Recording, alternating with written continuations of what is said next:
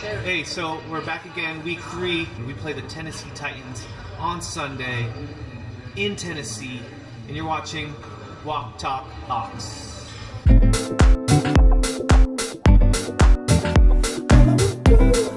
Keep it light, keep it light. All I wanna do is make it right, make it right. Okay, here we go. We're back again for week number 3. Yep, 3 of the regular season. I got Patrick back with us, where the Seahawks are at Tennessee playing the Titans. Is that a brand new stadium? It is not. It's a new sponsorship with Nissan. Okay, so last game, real quick. One positive thing out of last game, the Niners game. They won. They found a way to win. Okay. You know, definitely we saw Chris Carson. I want to just highlight that guy. Obviously he's a starter. Looks like he was hitting the hole hard. He was getting some hard rushes. They stuck with the run game, and in the end of the game, as you saw, if we scored with our last touchdown with I think like 7-8 minutes left, we did not let San Fran get the ball again, but one time. Okay, so our first drive of this game ends in a field goal. It looked pretty positive. The O-line seemed like they were holding it down. Russell seemed like he had a lot of time, good enough, more time than normal. I'd say the offense did a little bit better on third down than they had done in Green Bay. Okay. So they were able to move the sticks, possess the ball a little bit longer. Okay. So Green Bay, I think they were 3 of 15 on third down. Last week it was closer to 50%. Ideally you want to be at 60% conversion. It seemed like again we had success with Chris Carson, and then success with the hurry-up offense again. Yeah. Russell's coming out of the pocket. Yeah. That works. You know, his what do you want to call it, street ball or whatever. That improvisation is huge to his game. If we have other things working, that is just even more explosive. Russell Wilson scrambling gets a pass into the end zone to P. Rich. Finally, thank you. Another positive is defense. Shutting out no touchdowns, giving up again, playing lights out, get pressure in Hoyer's, got a big arm. Carlos Hyde snuck out for a couple runs, but aside from that, defense looked great again.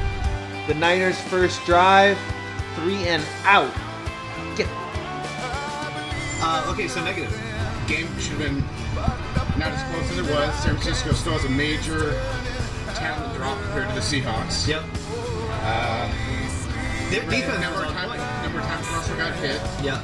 Yeah, but there's a lot of one-on-one matchups the O-line have that, they've barely been touching the guy. Yeah. And they're getting through to Russell. So you just can't have that. You can't have that in college. You can't have that in high school. Russell's basically Houdini back there, making the game-winning play. It's like no other quarterback in the league probably does that. Having to spin move, maneuver, almost duck through 3 guys to find Richardson in the corner of the end zone. Yeah, and he's short. Yeah. So he can't see. Yeah. He's getting rushed. Jimmy, whether he got hurt in the game, still struggling to find ways to highlight him in an offense. I wore you again today in hopes that you play well on Sunday. People, of course, calling for trades, all kinds of crazy talk.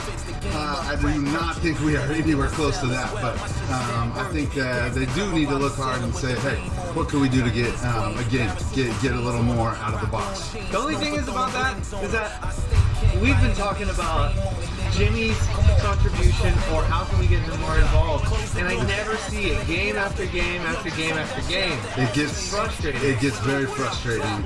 We had 2 field goals, 1 touchdown. Our extra point hit the rim, but it's a victory.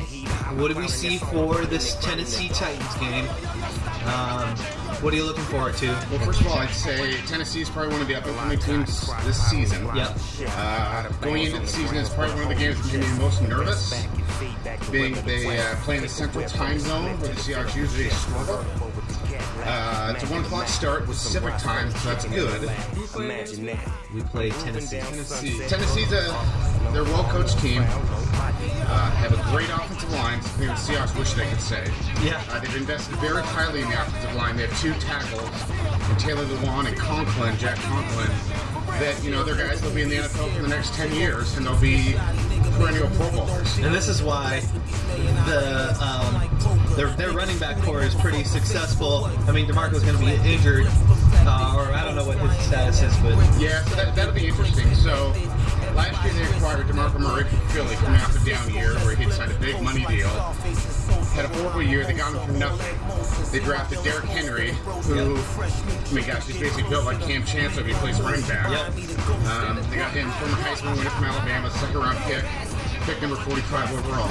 And Murray never gave Henry an opportunity to be more than 5 or 6 touch a game back. Well, last week he gave him an opportunity when he hurt his hamstring, and Henry ran with it. Yeah. So had over 20 carries, had over 100 yards. Saw big fantasy points from him. I mean, he looks like the guy that they can kind of build their team around. Right. So I expect Tennessee to try to establish the run. Don't let FedEx, don't let this FedEx fool you. You know what I'm saying? Don't let this FedEx fool you. The biggest key with our defense is the X factor. I think we're going to shut them down for the most part in the running game, even though they got a couple good backs in Henry and DeMarco Murray. I think the biggest thing is the X factor of Mariota, and we saw that with Aaron Rodgers in Week 1, where we had everything shut down, and he sneaks out and gets a first down, or is able to keep drives going with his legs. They have a great O-line, hence why their running backs do well, and Mariota has time. Yes. So here's the stat for you if you're a Seahawks fan or any defense playing Mariota. Mariota is now in his, I believe, 4th year in the league. He has never turned the ball over in the red zone. Okay. He has not thrown 1 interception in the red zone. Who's his target? Delaney or? His target is Delaney, but Delaney's a smaller tight end, okay? He's only 6 feet, so that's smaller than the average tight end. So he relies on quickness to get open. Sure. They have Eric Decker outside at receiver. So he's got size. That's a new addition in the offseason. So he's 6'3". He's a bigger guy. Sure. They also have Rashad Matthews, who was a guy who came over last year, who kind of came out Really?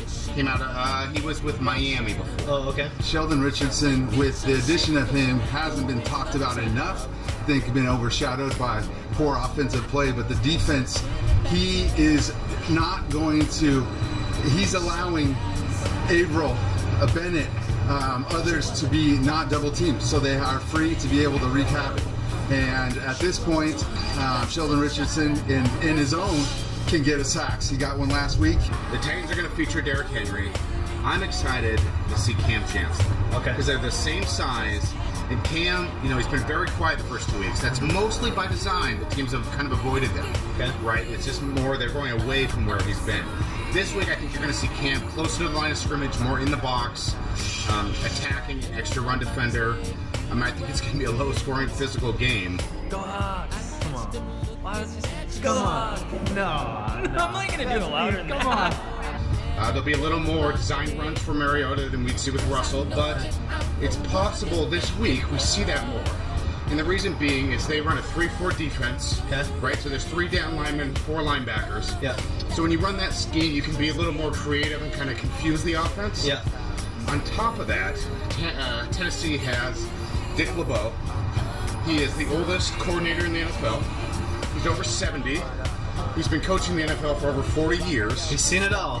He has seen it all, and he might be the most aggressive coach in all the NFL. Let's go into fantasy. Okay.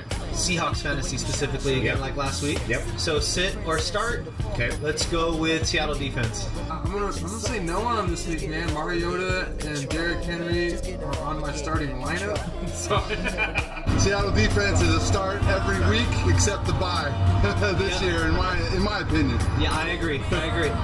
Seattle D. I would probably still start. They're always gonna create some sacks. Yeah. The question is, will they have turnovers? Okay. If you ever go to a Seahawks practice, the thing they emphasize as much as any team is ripping the ball out. It's finishing the play, right? Cam. We saw Cam 2 years ago against Minnesota in the playoffs, right? In that freezing, 5-degree weather.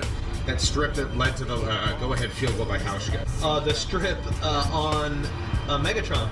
Megatron on Monday Night Football, Oh right? my gosh. AJ illegally punched out Cam, as he was going over the goal line. I actually think they're a great play this week. Mariota's due for some regression. He has no interceptions in the red zone. I mean, and on top of that, I just read yesterday we've been allowing 6 yards a carry to a running back, so there's got to be, I mean, our team has got to be pissed about that. That's not a stat that they're... Their O-line's pretty tough, too. Russell. Russell is actually one of my quarterbacks. Okay. I've been rolling with him so far. It has not produced very well, but I would this week. I might sit him this week, and I'm sorry, everybody. I'm sorry, Hawks Nation. Yeah. You know, I have him on one of my teams. I'm going to play him because I think last week he showed some scrambling ability. I think he's going to get a big play or two this week. Okay. Down the field. He's due. Oh, I think that Tennessee's aggressive enough. I think they're vulnerable to big plays down the field. So Okay. I think he'll get 1 or 2. Chris Carson. Carson is turned into a must start. He's, again, going to take the lion's share of carries, and it looks like he's the guy they're going to roll with until anything happens. So start him. Chris Carson, I'm playing him as well. He's, I think, secured the number 1 running back spot on the team. As we saw last week, as he goes, they go. Yep. So the key now is to give him a little bit of space and let him work. And he leads the league through 2 weeks in most yards after contact. Okay.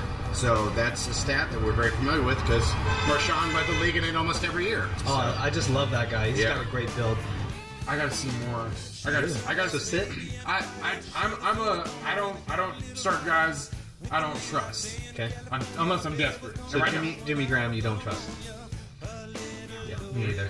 Jimmy Graham. Not right now. Nothing against the guy. I had Jimmy Graham when he won me a championship 5 years ago. So I mean, he's got some chops to him. We're talking New Orleans Saints, Jimmy Graham. Yeah. And Drew Brees, quarterback. 16 touchdowns, over 1,200 yards that year. I got him in the 5th round. I don't know what he was doing there.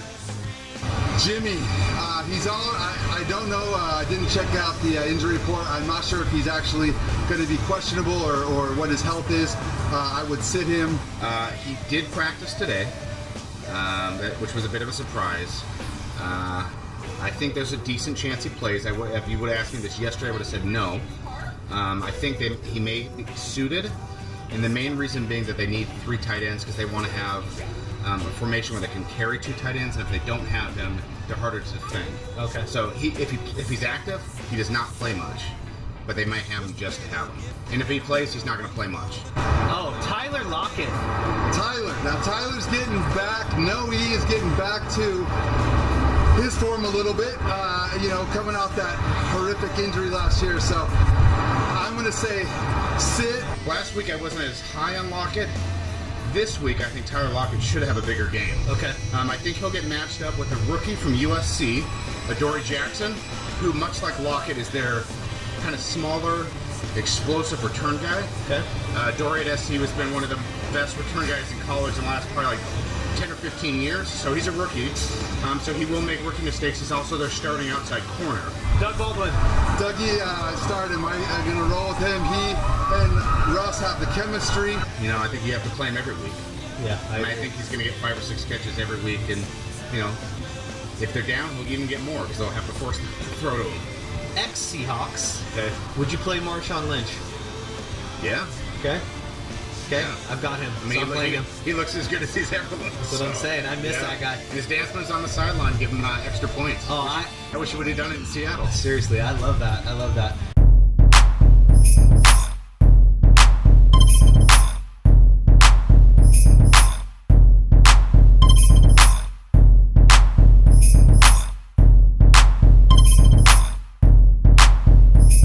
Jermaine Kearse.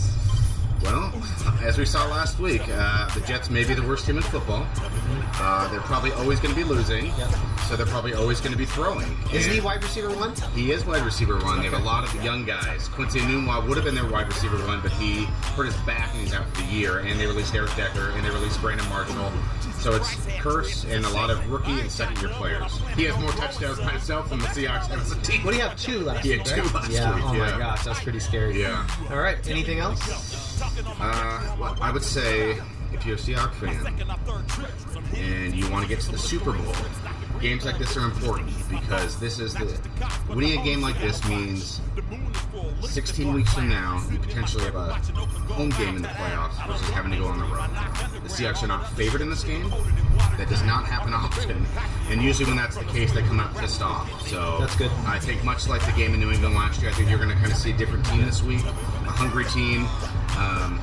Changing the offensive line, Glowinski won't start. It'll be Odea Bushi. I don't want to embarrass y'all, but I think it's going to be like 25 to 10.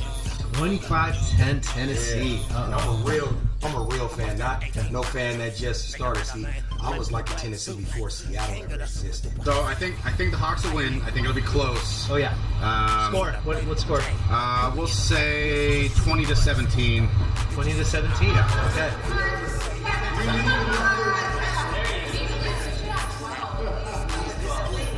Okay.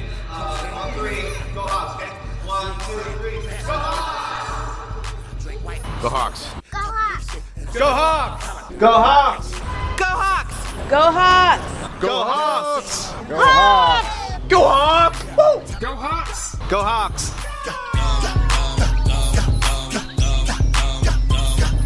Tell me when to go. Tell me when to go. Tell me when to go.